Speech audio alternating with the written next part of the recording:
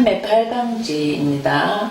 십지 중에 발광지라고 해서 빛이 나는 거죠. 이 발광지에 우리가 부처님의 강명이 난다. 부처님은 이렇게 보이지 않는데요. 부처님을 우리가 불성으로서는 이게 부처다 하고 어떻게 보지만은 실제로 부처님을 뵈려면 너무너무 빛이 나서 부처님 행태를 보기 힘들다고 하죠.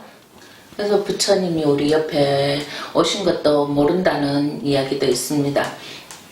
그와 마찬가지로 이렇게 빛이 나는, 온몸이 빛이 나는 그런 단계가 발광지라고 하는데요. 이렇게 빛이 나려면 무엇을 해야 되느냐, 어떤 지혜를 깨우쳐야 되냐면 인욕바람일입니다. 인욕이라는 것은 참는 거죠. 참기를 잘하는 것. 얼마나 참아야 이렇게 온몸에 빛이 날까요? 온몸에 빛이 난다는 것은 하원경에서도 이렇게 털 구멍구멍마다 빛이 나서 부처가 됐다는 이야기가 있어요. 그러니까 얼굴만 하나다, 갑자기 피부가 하얗다, 이 정도가 아닌 상태죠. 온통 빛이라는 이야기입니다.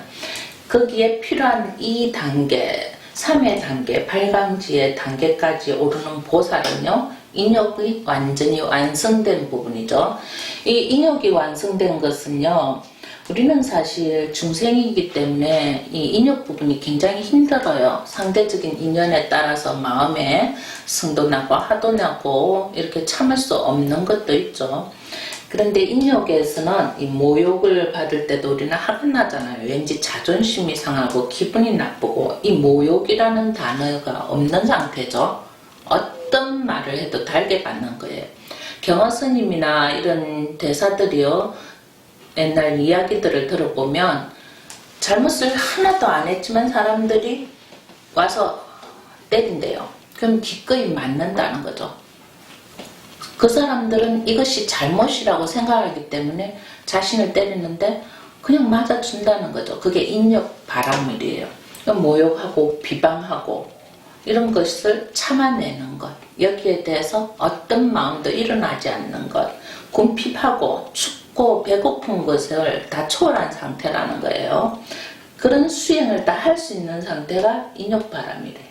어떤 사람이 나한테 발기질을 하든 비방을 하든 궁핍하게 내가 가난해서 손가락질을 받든 그것이 나하고는 아무 관계가 없는 상태, 거기까지 참을 수 있는 인욕바람이에요. 그렇다고 길에 노숙자들이 추위와 싸우고 더러움과 싸우고 그런 게 인욕바람일은 아니죠. 그것은 자신을 버려버린 거죠. 버린 것은 인욕이 아니고 어떤 상태에서 나이가 청정하고 깨끗하고 모든 중생의 단계를 떠난 단계가 인욕이죠. 그리고 이 인욕에 깨우치고 인욕을 참기 위해서는 부처님은요 500생을 참았대요. 500생을. 여러분이 숙제로 만약 오늘 하루 어떤 말을 해도 참을 수 있냐고 숙제를 내주면 하루를 못 참을 겁니다. 저도 10번을 참다가 한 번은 10번 참은 만큼 화가 나거든요. 그와 마찬가지로 인욕바람일이 굉장히 힘든 거죠. 여기서 제가 이렇게 손과 발 이렇게 잘라놓은 거죠. 이것은 왜 표현을 했냐면 호랑이라는 건데 그림이 안 이쁘지만 호랑이는 호랑이에요. 이 호랑이라는 것은 부처님 전생인데 부처님 이제 당시에 호랑이가 너무 배가 고픈 거예요. 그래서 부처님은 기꺼이 이 자기 몸을 내어주었다는 거예요. 잡아먹혔다는 거죠. 내가 잡아먹힐 때 아프고 무섭고 불안한 것을 다 참아냈다는 거죠. 그리고 이제 금강경에 보면은 가리왕이 이렇게, 이것도 부처님 전생의 이야기예요. 전생에 부처님의 팔도 자르고 사지를 다 잘라서 칼로서 잘라도 아프지 않았다는 거죠. 그래서 왜 너는 이렇게 칼로 자르고 사지가 다 잘라져도 아프지 않냐고 하니까 나는 이미 나의 마음, 자성도 없어지고 유실에서 말씀드렸죠. 아공법공이라고. 이미 나도 없고 거기 칼을 든 가리왕도 없는 거예요. 그냥 그 칼이라는 내가 죽음도 없는 상태에 들다 보니까 손발, 사지가 다 찢겨도 나는 잘려졌다는 아픔이 없는 상태, 그것이 참아지는 상태, 그게 인력이죠. 근데 사실 우리들은 이렇게 가시만 하나 박혀도 참지 못하죠.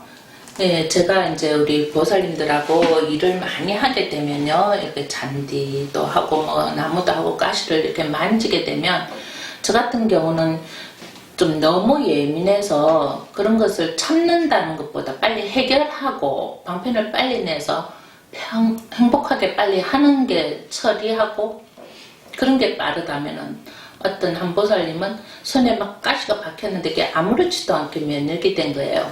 그래서 그런 걸 잘 참아내더라고요. 이해가 할 수가 없지만은 그것도 자신이 그 일을 좋아하고 그렇게 하다 보면 이미 그런 부분에 인력이 된 상태겠죠. 그러니까 우리가 아무리 큰 공부를 하고 어마어마한 공부를 하고 이런 얘기를 하면서 이해는 되지만은 실제적인 내가 그 정도 될 수는 없죠. 누구나 사람이기 때문에. 그러니까 그 단계가 아닌 단계예요. 세속의 사람으로서 겪는 단계가 아니죠. 물론 큰 스님들이 이 인욕바람이를 하기 위해서 현존 계시는 열반하신 스님도 있고 그 제자분도 계시지만은 연비라고 하죠. 연비. 손을 이렇게 실로 묶어서 이렇게 이 부분이 마비가 될 때까지 묶어뒀다가 나중에 기름에 불에 기름에 이렇게 살을 다 태우면 뼈만 남잖아요. 그러니까 감각은 없어요. 그 뼈만 남는 상태에서 이제 톱으로 뼈를 자르는 거죠. 그래서 손가락 4개를 연비하신 스님이 지금 모 스님이 계시고요. 그분의 스승이신 일타 스님도 연비를 하셔서 우리의 큰 스님으로 계시지만은 저는 이제 제가 어릴 때부터 이 공부를 했고 그런 분을 뵈면은 그때는 이해가 안 됐습니다. 우리는 뭐 이 몸의 머리카락도 부모들한테 유교 정신에 함부로 뭐 털을 또 뽑아도 안 되고 그런 시대에 살고 그런 교육을 받은 사람들이 불교를 접하면서 그 엄청난 손을 연비를 해서 이렇게 수행을 하시는 분을 봤을 때 제가 저렇게라도 수행을 해야 되나 하는 의문을 가졌었거든요. 근데 이제 제가 불교에 입문하고 이런 수행을 하다 보니까 야, 저건 대단한 일이다. 마음을 한결같이 하지 못하는 갖가지 51가지 마음이 좋았다가 싫었다가 모든 대상에 의해서 자꾸 일어나니까 이것을 참지 못해서 스스로 자기 손을 자르는 거고 연비한 거죠. 잘라서 태우다 이런 것을 연비라고 해요.